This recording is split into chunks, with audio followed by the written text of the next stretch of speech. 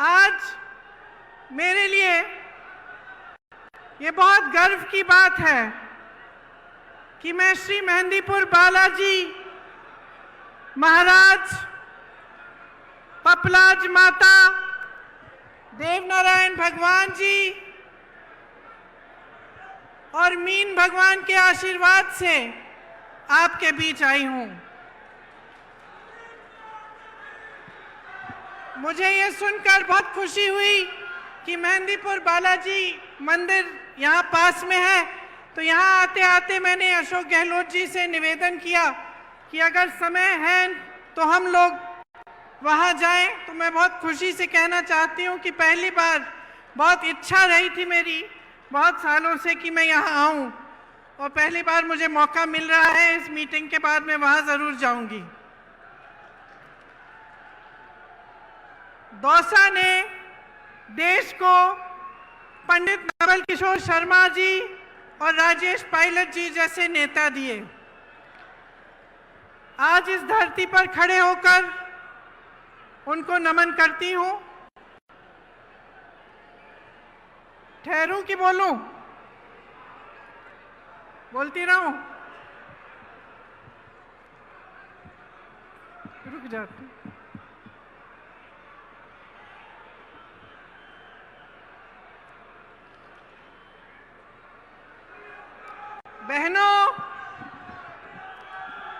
बहनों, आजकल आपके खेतों में बहुत काम है। मैं जानती हूं कि आप दिन रात संघर्ष कर रही हैं, दिन रात मेहनत कर रही हैं, फिर भी आप यहां आई हैं, इसके लिए बहुत बहुत धन्यवाद। देखिए, चुनाव चल रहा है। मैं तेलंगाना जा रही हूँ, छत्तीसगढ़, मध्य प्रदेश, राजस्थान, मिजोरम, हर जगह चुनाव है। जहाँ जहाँ मैं जाती हूँ तो उस प्रदेश की जो खासियत है, उस प्रदेश का जो हुनर है, जिसके लिए उस प्रदेश की मजबूती पूरे देश में जानी जाती है, उसके बारे में मैं बात करती हूँ। ये वीरों का प्रदेश है। यहाँ के महापुरुषों ने हमारे देश के लिए बड़े बड़े बलिदान दिए और इस देश की आज़ादी में बहुत भूमिका निभाई। इसी तरह से मध्य प्रदेश में गई तो रानी दुर्गावती जी हैं वहाँ। उन्होंने भी देश के लिए, आज़ादी के लिए संघर्ष किया। और हर प्रदेश में ऐसी कहानियाँ हैं। और सिर्फ महापुरुषों ने नहीं, इस देश के जन जन ने देश को मजबूत बनाने के लिए और देश की आज़ादी के लिए बलिदान दिया है। देश के किसान ने संघर्ष किया है, देश की महिलाओं ने संघर्ष किया है, तभी ये देश आकर यहाँ पहुँचा है जहाँ हम आज हैं। तो जब हम सरकार बनाने की बात करते हैं, चुनाव की बात करते हैं, तो हमें ये सोचना बड़ा ज़रूरी है कि हम सरकार से क्या उम्मीद रखते हैं। ये देश, ये प्रदेश जिसके लिए हम सब मेहनत करते हैं, जिसके लिए हम सब संघर्ष करते हैं, इसकी सरकार हमारे लिए क्या करेगी, ये सोचना बहुत ज़रूरी होता है। आपका जीवन का सफ़र मुश्किल है। मेरी बहनें खेतों में काम करती हैं, घर गृहस्थी को संभालती हैं, बच्चों के परवरिश को देखती हैं। मेरे भाई खेती करते हैं, जो किसान भाई हैं, आपके बच्चे बड़े होकर जवान बनते हैं, सरहद पर देश की सुरक्षा करते हैं। आप इस देश की रीढ़ हैं, इस देश को आपने बनाया है। तो इस जीवन के सफ़र में जो संघर्ष से भरा हुआ है, मुश्किलों से भरा हुआ है, इस सफ़र में आप सरकार से क्या उम्मीद रखते हैं? आप सरकार से ये उम्मीद रखते हैं कि आपकी जीवन की जो मुश्किलें हैं उसे कम करने का प्रयास करे। आप सरकार से ये उम्मीद रखते हैं कि आपके जीवन संघर्ष में आपका साथ दे। जब आपदा आए तो आपको राहत मिले। जो खेती का काम आप कर रहे हैं उसमें आपको सुविधा मिले। जो मेरी बहनें बच्चों के परवरिश कर रही हैं, उनको मदद मिले, ताकि आपका भविष्य और आपके बच्चों का भविष्य, जिसके लिए आप दिन रात मेहनत करते हैं, वो उज्जवल हो सकता है। यही उम्मीद रखते हैं ना आप? ये उम्मीद रखते हैं आप सरकार से? तो इस उम्मीद को पूरा करने के लिए, सरकार चलाने के लिए, देश को चलाने के लिए एक सोच और एक समझ की जरूरत होती है। असली नेता जो होता है वो वर्तमान और भविष्य की ओर देखता है, अतीत की ओर देखता नहीं है। अतीत का आदर करता है, लेकिन बार बार अतीत की बात नहीं दोहराता। वो आगे देखता है कि हम आज जनता को किस तरह मजबूत कर सकते हैं, ताकि आगे बढ़कर उनका भविष्य और भी मजबूत बने। तो इस सोच के लिए, समझ के लिए एक तरह का नेता होना चाहिए। जैसे आपने देखा, आपके प्रदेश में कांग्रेस की सरकार है। अब जो सरकार है उसने पूरी तरह से आपका जो ये जीवन सफर है, इसमें आपकी मदद करने का प्रयास किया है। और अगर आप पिछले 5 सालों का आप सफर देखें, तो आप ये जरूर कह पाएंगे कि राजस्थान की जो कांग्रेस सरकार रही है, उसने आपके जीवन सफर को मजबूती दी है और उसको आसान करने की कोशिश की है। जो नेता सचमुच चाहते हैं कि प्रदेश आगे बढ़े, देश आगे बढ़े, वो सिर्फ अपना मान सम्मान और अपने घमंड को नहीं देखते, वो जनता को देखते हैं कि जनता के लिए क्या अच्छा है। बड़ी बड़ी इमारतें बनाना, 20,000 करोड़ का नया संसद बनाना, 27,000 करोड़ के कॉन्फ्रेंस हॉल बनाने, 16,000 करोड़ के हवाई जहाज खरीदने अपने लिए, ये एक तरह के नेता करते हैं। भाजपा के आज नेता जो हैं, वो सबसे पहले अपने अहंकार को, अपने मान सम्मान को बढ़ाने के लिए अपने लिए काम कर रहे हैं और अपने उद्योगपति मित्रों के लिए काम कर रहे हैं। आप सोचिए, जब देश के प्रधानमंत्री 8-8 हजार करोड़ के हवाई जहाज खरीद रहे हैं और वही प्रधानमंत्री कहते हैं कि किसानों का कर्ज माफ करने के लिए पैसे नहीं है, 27,000 करोड़ की इमारतें बनी जा रही हैं, वही कहते हैं कि ओपीएस पेंशन के पैसे नहीं हैं, अपने बड़े बड़े उद्योगपति मित्रों को देश की सारी संपत्ति दे चुके हैं। तो आप सोचिए, आपने भरोसा करके दिया, सत्ता दी, आपने खड़ा किया, आपकी उम्मीद थी कि आपके जीवन सफर में वो आपकी मदद करेंगे, आपकी उम्मीद थी कि जो देश की संपत्ति है उसकी हिफाजत करेंगे। लेकिन क्या हुआ?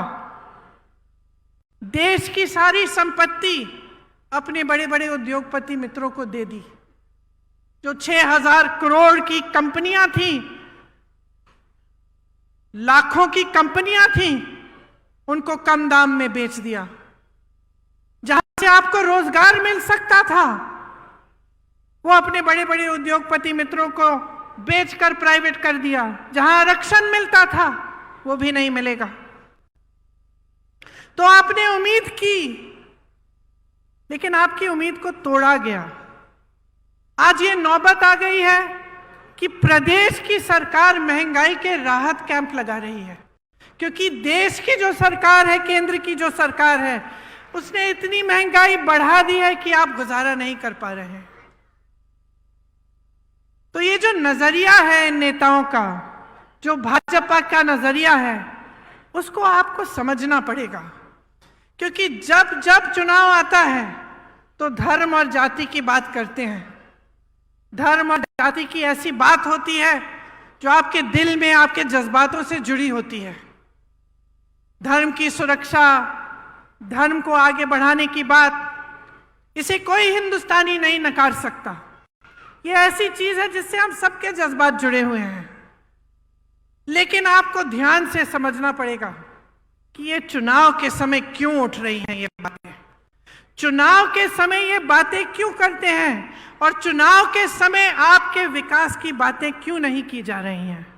चुनाव के समय आपको ये क्यों नहीं बताया जा रहा है कि ये जो ओपीएस पेंशन के पैसे हैं ये आपको क्यों नहीं दे सकते। जब तमाम कांग्रेस की सरकारें प्रदेश के बाद प्रदेश में ओपीएस दे रही हैं तो इनको कौन सी दिक्कत हो रही है, ये सवाल आपको पूछने पड़ेंगे। और आपको अच्छी तरह से समझना पड़ेगा कि ये जो दो तरह की राजनीति हैं जो आज देश में चल रही हैं, इनमें से आपको कौन सी चुननी है। आपको एक ऐसी राजनीति चुननी है जो सिर्फ आपकी जज्बातों की बात करती है चुनाव के समय, लेकिन आपके काम की बात नहीं कर रही है, या आपको एक ऐसी राजनीति चुननी है जो सुबह से शाम तक आपकी काम की बात करे, जो आपके जीवन की मुश्किलों को दूर करने की बात करे। देखिए, अगर जनता का कल्याण होना है तो ऐसी राजनीति से होगा जो सेवा भाव, करुणा भाव और जनता को सर्वोपरि रखने की राजनीति हो। लालच, महत्वाकांक्षा, अहंकार की राजनीति आपको आगे नहीं बढ़ाएगी। इसीलिए जब हमारे प्रधानमंत्री जी यहाँ आकर दुनिया भर की बातें करते हैं, बहुत नकारात्मक बातें भी करते हैं, तो हमें सोचना चाहिए कि ये हमारे लिए सकारात्मक बात क्यों नहीं कर रहे हैं।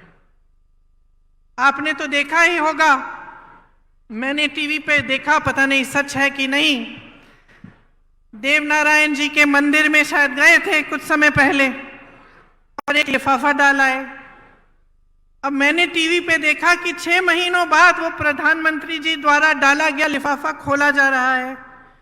जनता सोच रही है कि भगवान जाने क्या होगा इस लिफाफे में। देश के इतने बड़े नेता प्रधानमंत्री जी आए थे, वो लिफाफा डाल के गए हैं।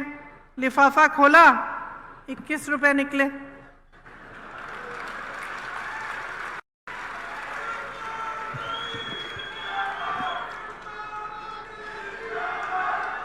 अब आप मुझे बताइए कि एक तरह से यही हो रहा है देश में। घोषणाएं बड़ी बड़ी मंच पर खड़े होकर कैसे कैसे लिफाफे दिखाए जा रहे हैं आपको, और जब आप उन लिफाफों को खोलते हैं, जब चुनाव खत्म हो जाता है और बारी आती है कि काम करके दिखाओ, तो कुछ नहीं होता।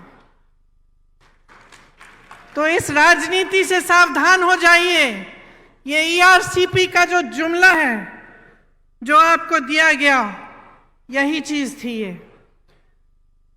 सिर्फ एक नहर की परियोजना नहीं थी ये, बल्कि दौसा और आसपास के 12 जिलों के लिए जीवनदायिनी गंगा के समान है।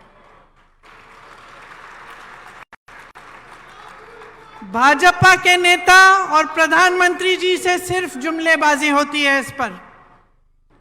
पहले आए थे तो कहा था ईआरसीपी को राष्ट्रीय परियोजना का दर्जा दिया जाएगा। दिया क्या? दिया? आप आज तक ईआरसीपी के पानी का इंतजार कर रहे हैं कि नहीं? कर रहे हैं ना। अब मैं आपसे एक दूसरी तरह की राजनीति की बात कर रही थी, जिसका नजरिया आगे भविष्य के लिए सोचने का नजरिया होता है। तो आप सोचिए, पंडित जवाहरलाल नेहरू जी ने ऐसी जाल बिछाई थी पूरे देश में परियोजनाओं की। भाखरा नंगल डैम, रिहंद बांध, हीराकुंड, ब्यास, चंबल, गंडक, कोसी, रामगंगा पर देश के 60 से अधिक बड़े बांध की परियोजनाएं बनाई। इंदिरा गांधी नहर सबसे बड़ी नहर जो है, और सैकड़ों छोटी छोटी सिंचाई और जलापूर्ति की परियोजनाएं बनाई गईं। उनके बाद इंदिरा जी आई, उन्होंने ये काम आगे बढ़ाया। शास्त्री जी आए, ये काम आगे बढ़ाया। तो जब राजनीति की सोच होती है कि आप भविष्य के लिए काम किया जाएगा, देश के लिए किया जाएगा, तो ऐसे काम होते हैं। खोखली घोषणाएं नहीं होती हैं जिनको पूरा करने का कोई इरादा ही नहीं होता। तो सतर्क किसको रहना पड़ेगा बहनों, बताओ? आपको सतर्क रहना पड़ेगा। आप इतनी मेहनत करती हैं अपने बच्चों को बड़ा करने के लिए, तो इसलिए तो नहीं करती ना कि जितनी भी देश की संपत्ति है जो आपके बच्चों और उनके भविष्य को मजबूत बनाने में जानी चाहिए, वो ये लोग गवा रहे हैं।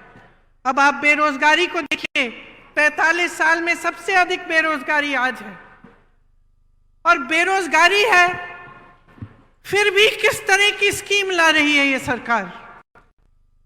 आप पुलिस में हैं, मेरी बातों को सुन रहे हैं, आपकी तरह तमाम नौजवान परिश्रम करते हैं कि वो सेना में भर्ती होंगे। मैंने खुद अपनी आंखों से देखा है। उत्तर प्रदेश में एक बार मैं सुबह 4 बजे गिरफ्तार हो गई थी।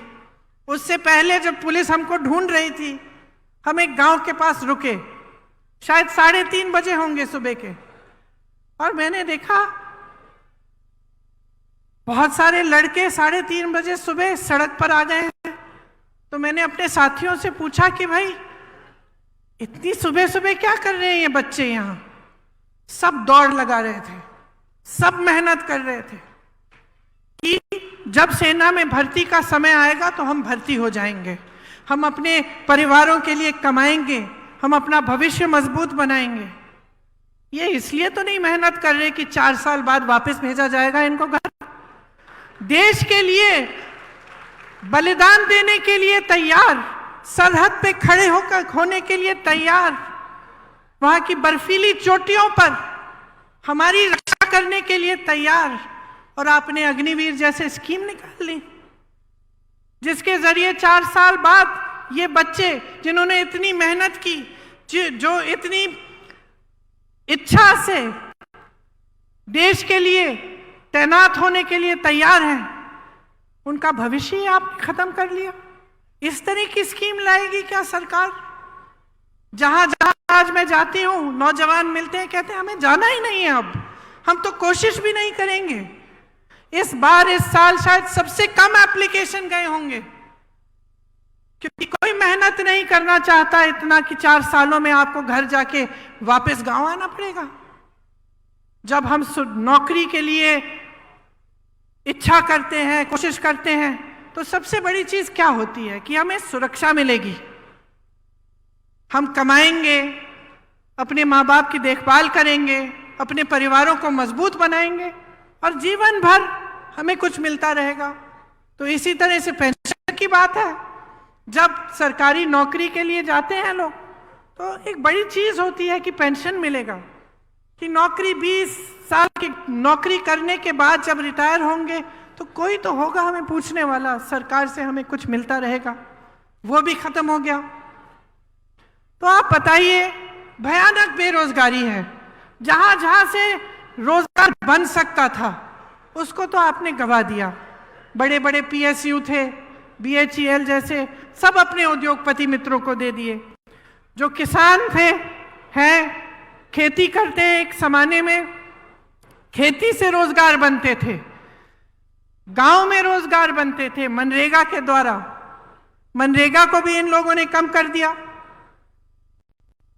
ऊपर से नए रोजगार नहीं बन रहे हैं। जो छोटी दुकानें थी, जो छोटे कारोबार थे, छोटे बिजनेस थे, वो भी नौकरी देने के काम करते थे, उनको भी आपने खत्म करने के कगार पे डाक कर दिया है। आपने GST थोपी, इन पे नोटबंदी थोपी, छोटे दुकानदार GST में उलझ गए एकदम। तो जहां से रोजगार बनने थे, वो सारी जो जितनी भी जगह थी जहां से रोजगार बन सकते थे, उनको आपने खत्म कर दिया। महंगाई आपने ऐसे बढ़ा दी कि मेरी बहनें दुकान जाती हैं कुछ खरीदने के लिए, खाली हाथ वापस आती होंगी, क्योंकि कुछ मिलता नहीं है, कुछ खरीद नहीं पाती हैं। इतना संघर्ष कर रही हैं, बच्चों की फीस भरनी होती है, छत में से पानी टपक रहा है उसकी मरम्मत करनी है, या फिर कोई बीमार पड़ता है उसका इलाज करना है। तो टेंशन ही टेंशन होता है कि किस तरह से हम ये कर पाएंगे, क्योंकि कहीं से कमाई नहीं हो रही है। तो अगर ये परिस्थितियां हैं पूरे देश में, और हम प्रदेश की सरकार के द्वारा पूरी कोशिश कर रहे हैं कि इन परिस्थितियों से आपको निकाल पाएं, कि हम आपकी मदद कर पाएं। और अशोक गहलोत जी की सरकार है जिसमें तमाम ऐसी स्कीमें आई हैं जिससे आपकी सहायता होती है और आपको इन संघर्षों का सामना करने की मजबूती मिलती है। जैसे यहाँ पे जो बिजली आपको मिलती है वो दूसरे प्रदेशों में ऐसे नहीं है। आपने सुना होगा कि प्रधानमंत्री के बड़े उद्योगपति मित्र हैं, अभी हाल ही में ये बात बाहर आई कि इंडोनेशिया से कोयला खरीद के यहाँ लाते हैं और लाते लाते उसका दाम दुगना बढ़ा देते हैं। तो जो बिजली की बिल आपकी चढ़ती चली जा रही है वो सारे इन उद्योगपतियों के जेब में जा रहे हैं पैसे। और सरकार को रोकना चाहिए, सरकार को रास्ता दिखाना चाहिए, लेकिन सरकार और इनको मजबूत करने का काम कर रही है और आपके जेब से पैसों को निकाल कर अपने बड़े बड़े उद्योगपति मित्रों को दे रही है। तो जैसे मैंने कहा, अब राजस्थान की हमारी प्रदेश की सरकार है। आप जानते हैं कि महंगाई के राहत कैंप राजस्थान सरकार ने आपके लिए लगाए। किससे बचाने के लिए? उस महंगाई से बचाने के लिए जो केंद्र सरकार की वजह से जिससे आप जूझ रहे हैं। आप जानते हैं कि राजस्थान प्रदेश में, आपके प्रदेश में जो स्वास्थ्य की योजना है, जो स्वास्थ्य के लिए बीमा आपको 25 लाख का जो मुफ्त का इलाज मिल रहा है, ये किसी और प्रदेश में आज तक नहीं है। पहला प्रदेश है। शायद अभी अभी छत्तीसगढ़ में भी कुछ समय पहले शुरू किया गया है, वो भी कांग्रेस की सरकार है। ग्रामीण क्षेत्रों के लिए 1000 इंदिरा रसोई बनाई गई हैं। ये भी राजस्थान सरकार का काम है। इसमें आपको 8 रुपए पे भरपेट भोजन मिल रहा है।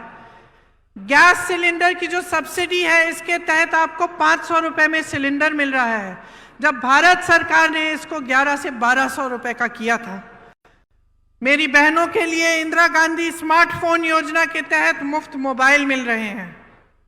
1 करोड़ से ऊपर उपभोक्ताओं का बिजली का बिल शून्य आया है। और ये तब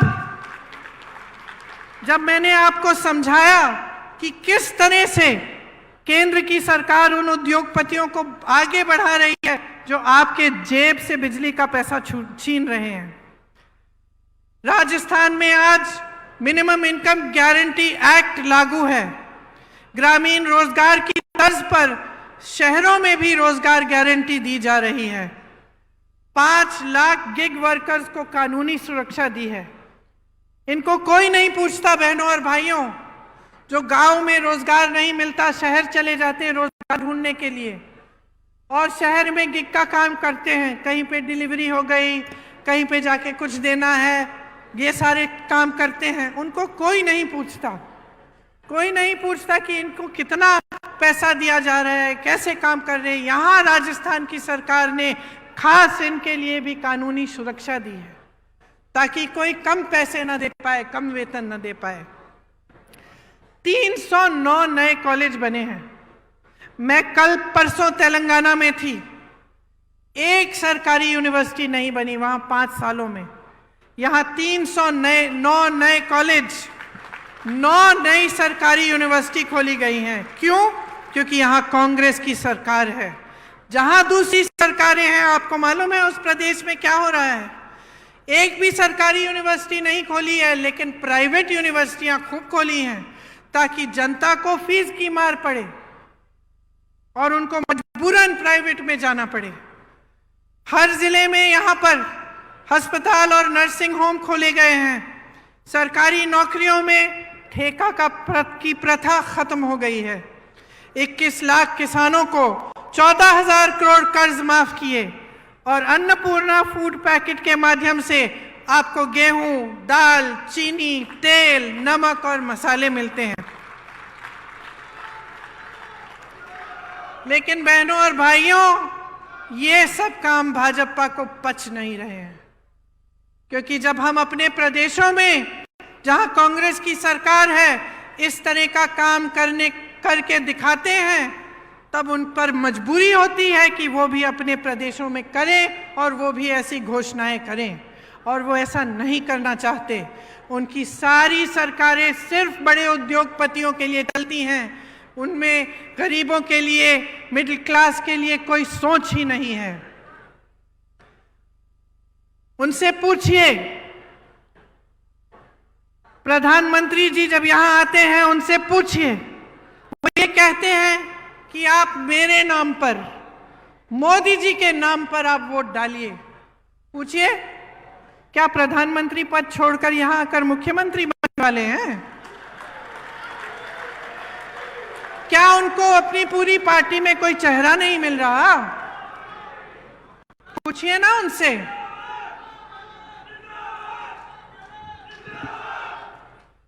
राजस्थान में कितनी योजनाएं दी इन्होंने जब इनकी सरकार थी।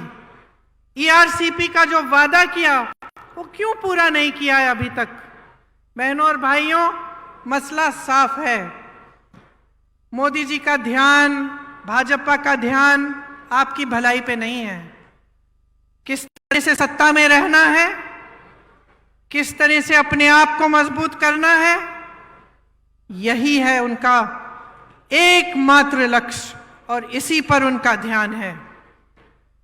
इनकी नीति बन गई है, आप पिछले 10 सालों में देखिए, नीति बन गई है गरीबों से खींचना और बड़े बड़े उद्योगपतियों को सींचना। सोच लीजिए मेरी बहनों और भाइयों, भाजपा की सरकार यहां वापस आएगी तो पुरानी पेंशन खत्म। भाजपा की सरकार वापस आएगी तो सोचिए गैस सिलेंडर का क्या होगा। सोचिए कि आपको जितनी भी राहत मिल रही है उसका क्या होगा। सोचिए क्या आपका मुफ्त में 25 लाख का इलाज हो पाएगा कि नहीं, क्योंकि आपने अनुभव किया है। मैं नहीं कहती हूं कि मेरे कहने पर वोट दीजिए, अपने अनुभव पर दीजिए।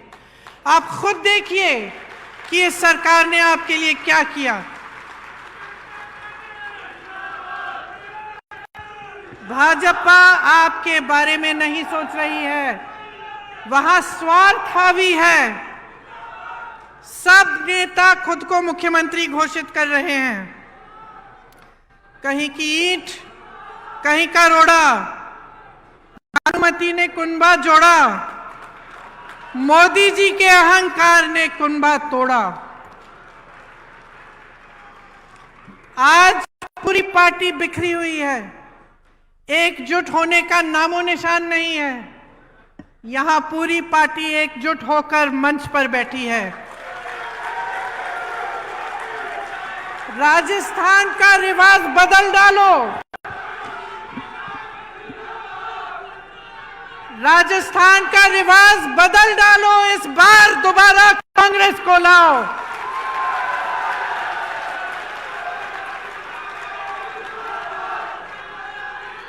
इस बार आंखें खोलकर अपना वोट दो कि आपके लिए कितना काम किया है, आपके लिए कितना संघर्ष किया है, आपके लिए कितनी योजनाएं लाए हैं, और आपके जीवन में तरक्की लाने के लिए जो सरकार दिन रात काम करेगी उस सरकार को अपना वोट दो।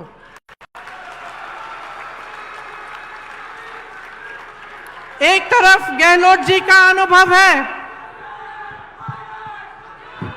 आपके लिए दिन रात एक करने की इच्छा, आपके लिए ऐसी योजनाएं लाने का प्रयास जिससे आपका जीवन सफर सुनहरा हो। दूसरी तरफ सचिन पायलट जी जैसे युवा नेता जो आपके भविष्य की तरफ देखते हुए आपके लिए हर रोज मेहनत करते हैं। ये कांग्रेस पार्टी आपके लिए समर्पित है। ये चाहती है कि राजस्थान मजबूत बने। हम चाहते हैं कि राजस्थान का विकास हो। हम चाहते हैं कि राजस्थान में फिर से 5 सालों के लिए एक ऐसी सरकार बने जो आपकी सरकार हो। इस प्रयास में, इस कोशिश में आप हमारा समर्थन देंगे, आप हमारी सहायता करेंगे तो आप ही का भविष्य उज्जवल होगा। इसलिए आज यहाँ खड़े होकर मैं आपको धन्यवाद देना चाहती हूँ कि आपने बहुत ध्यान से मेरी बातों को सुना, और मैं आशा रखती हूँ कि वोट देने के दिन भी आप इन बातों को याद रखेंगे और हमारे हाथ मजबूत करेंगे, कांग्रेस पार्टी की सरकार दोबारा बनाएंगे। जय हिंद, जय हिंद।